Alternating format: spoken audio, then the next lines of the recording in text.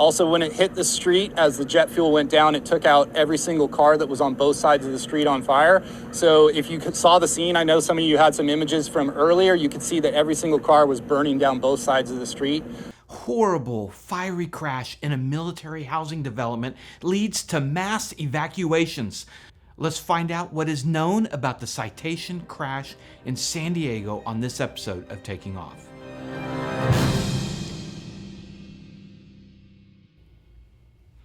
Hi, I'm Dan Milliken, and a horrible crash occurred in the wee hours Thursday, May 22nd in San Diego and prompted mass evacuations. Here's the NTSB's Elliot Simpson on the scene. It struck power lines about 2 miles southeast of the airport, then collided with a house. We have an unknown number of occupants on board, so an unknown number of fatalities on board the airplane. No fatalities on the ground. We do have a few ground injuries. We don't know yet who the fatalities are or even how many, but there are some families that will be devastated today, and our thoughts are with them, and I can't imagine their pain right now. Okay, just as we went to press on this report, I've pulled it to add this. It has just been confirmed that on the Citation, there were 6 people and no survivors. The pilot was a music agent, Dave Shapiro, and he was accompanied by Daniel Williams, the ex-drummer of the Devil Wears Prada group, which would explain the 666 for the tail number. Then there were 4 other members of his company that were on board. So very sad. There were 6 fatalities. So we'll continue now with the report. Let's talk about what we know at this time, listen to the ATC audio, and also we'll talk to experienced Citation pilots. But first, the details. A Citation 550 private jet crashed at 3:45 a.m. in Murphy Canyon, a community of military housing near the Montgomery Gibbs Executive Airport. Jet fuel led to a fire that consumed cars and at least 15 houses. Originally, it was reported by the fire chief that first responders were able to get all the people on the ground out of harm's way and that no one was killed. The only fatalities, authorities say, were in the plane. But now, several news outlets, including Flying Magazine, are reporting 6 people were indeed hospitalized, 5 for smoke inhalation, and 1 for injuries when getting out of a window. The footage from onsite.tv is incredible. Crews arrived on scene. The initial crews that found multiple houses and cars on fire. We had reports of a plane that had crashed in the neighborhood. It was unknown whether it was a military or a private plane. When they got on scene, they initiated quick attack of the fire and upgraded this to what we call an Alert 5, which is a plane off the field, followed by a second alarm, so we had enough units on scene. We were able to work with San Diego PD, evacuate homes across the region as we came through here and evacuate everything to the south of us. We were able to knock down those fires. At this time right now, we are able to say that no one was transported from the scene. So we don't have anybody that was transported off the scene, which is great news for us on this one. Continuing with what we know, November 666 Delta Sierra is a 1985 Cessna S550, also known as a Citation S2, and is registered to a company out of Homer, Alaska. The registration says it seats 8, but we don't know yet how many were on board. I caught up with a couple of Citation pilots, Jim Dugan and Brant Phillips, at a stopover in Austin, and asked them about the different Citation models.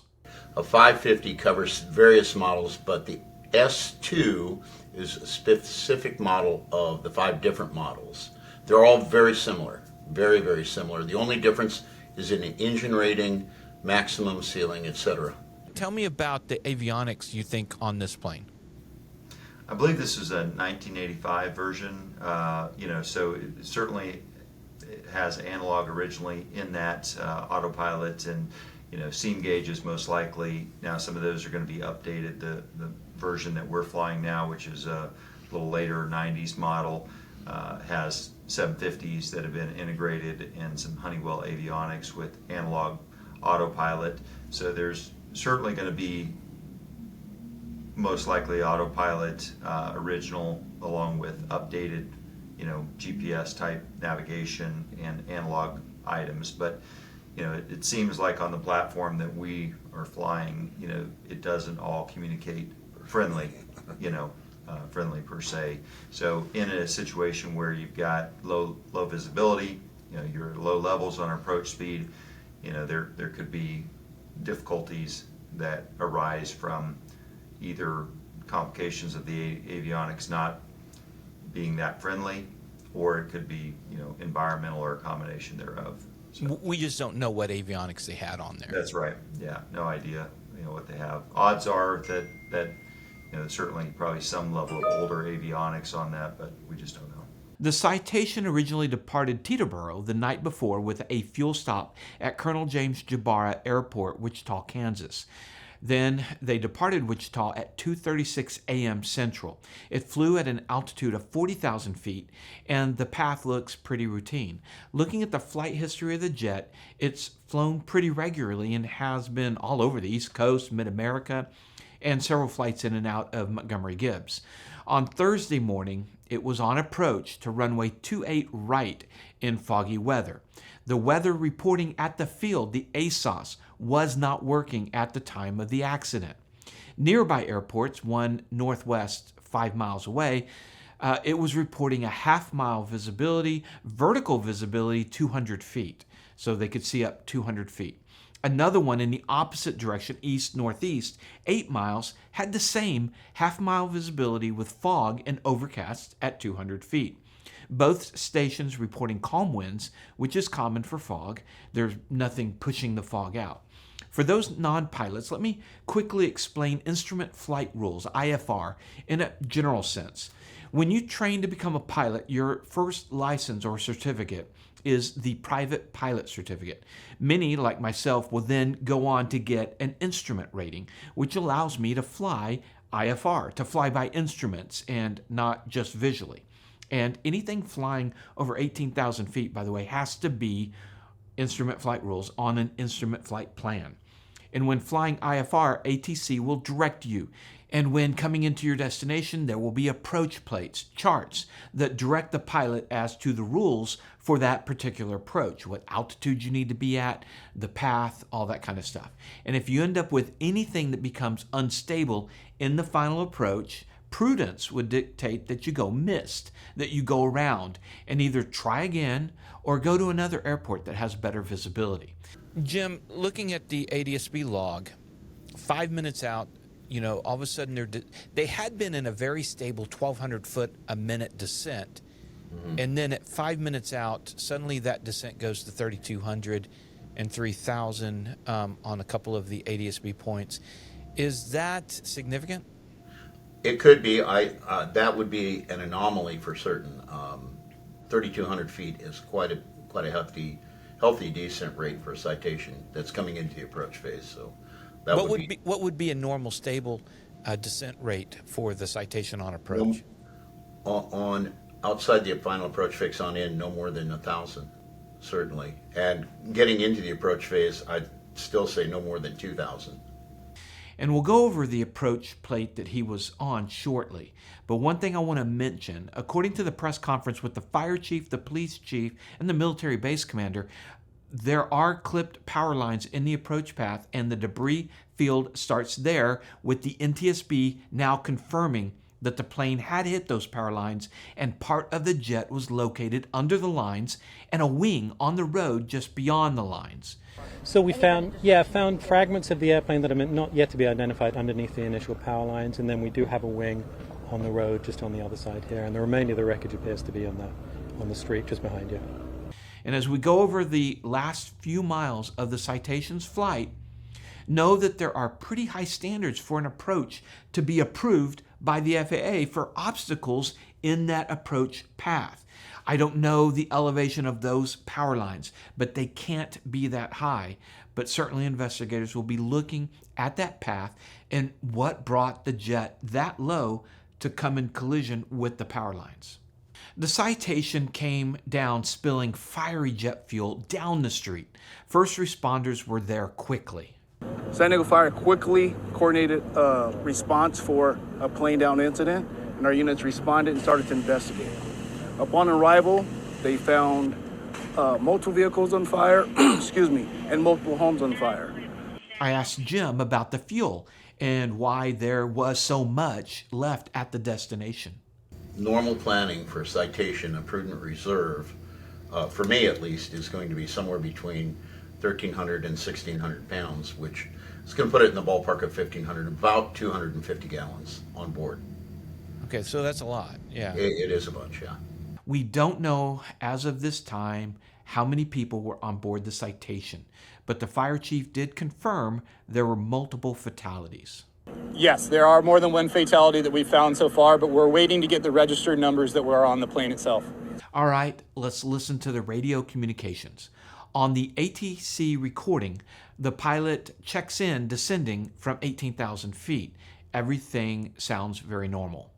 SoCal Citation 666 Delta Sierra with you descending through 17,000 for 12,000. Station 666 Delta Sierra SoCal approach. The Montgomery ASOS is out of service. Which approach would you like? Yeah, 6 Delta Sierra, yeah, we noticed that. We'll take the RNAV 28, please. 6 Delta Sierra, clear direct NSD, descend pilot discretion, maintain 9,000. Okay, 6 Delta Sierra, direct NSD, descending for 9,000. Then the pilot asks for some clarification on the weather. Yeah, 6 Delta Sierra, just wanted to know if you really had any idea on the weather. I got the Gillespie weather, but as I'm sure you know, sometimes it can be dramatically different between Gillespie and Montgomery. 6 Delta Sierra, let me see what I can find out for you. Okay, thanks. Yeah, according to Gillespie, it's pretty much down to minimum, so I just want to see what I'm in for here. Okay, no problem. Appreciate it. ATC comes back with an update.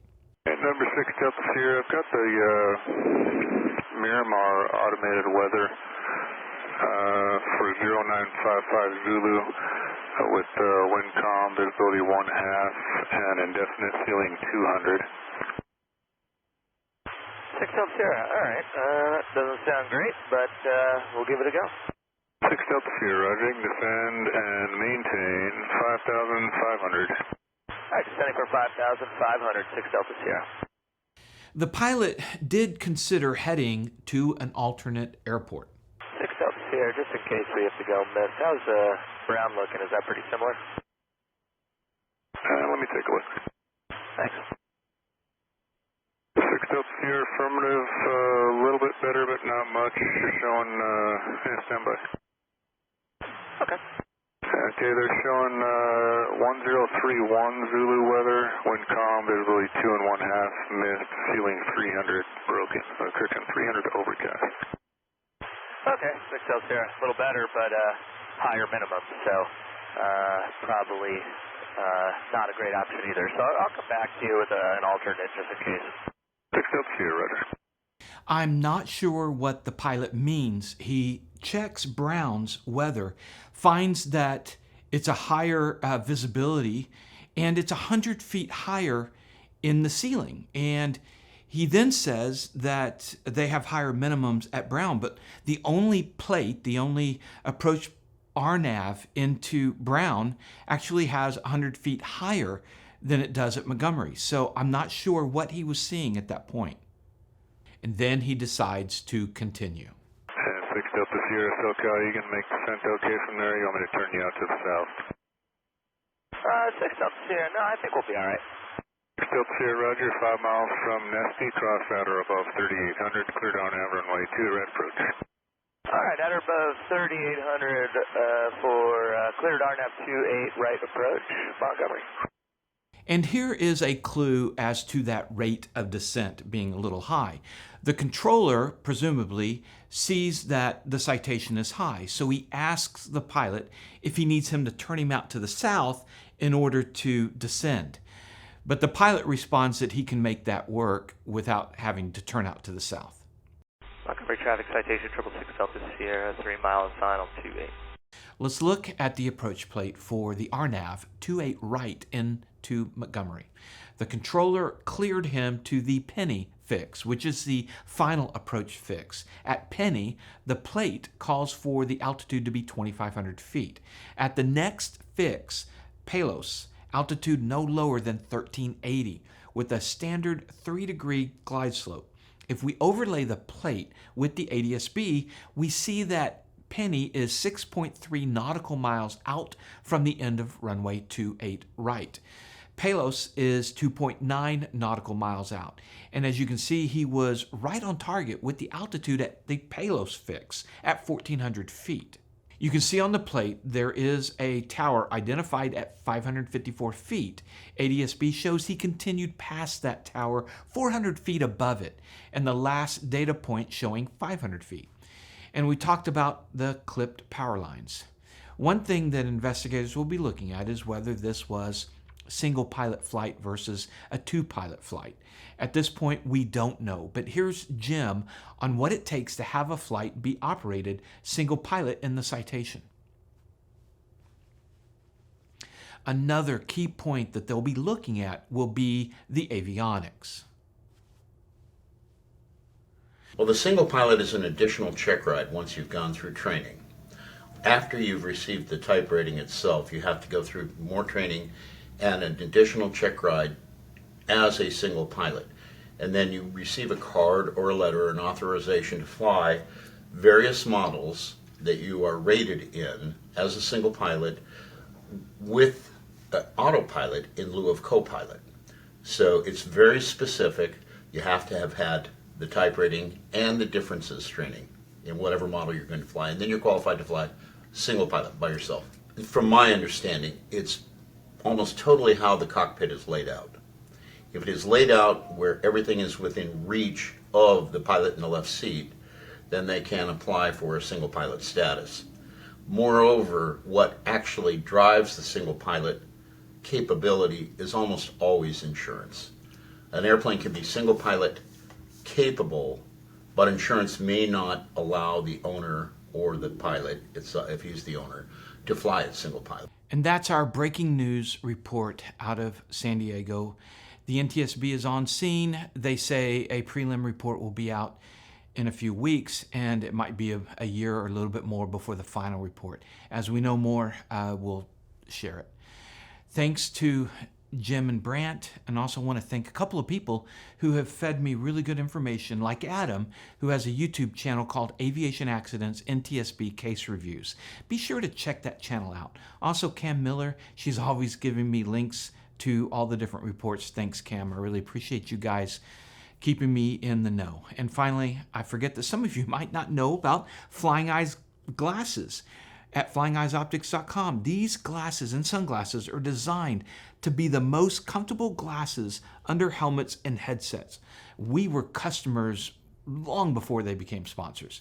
We truly love our Flying Eyes. Go to Flying Eyes Optics, use our discount code, taking off, all caps, one word, for 10% off. Links to them and our other sponsors in the description below. Thanks for watching, and if you haven't seen this report, check it out by clicking right here. Remember, superior judgment trumps superior skills. Take care, stay safe out there.